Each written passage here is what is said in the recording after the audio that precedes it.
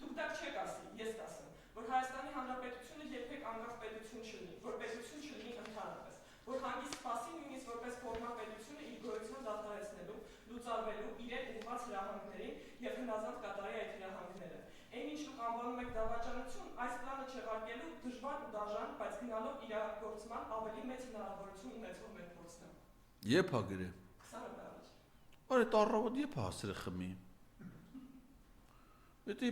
ես զարմանում եմ, ասենք էդի երբ հա լույս ժամ քանիսն է 11:30 է արդեն հարբել է։ Պետությունը դու ես կործանում, այ բախտավար։ Դու ես էլ եք կանգնում ազգային ժողովում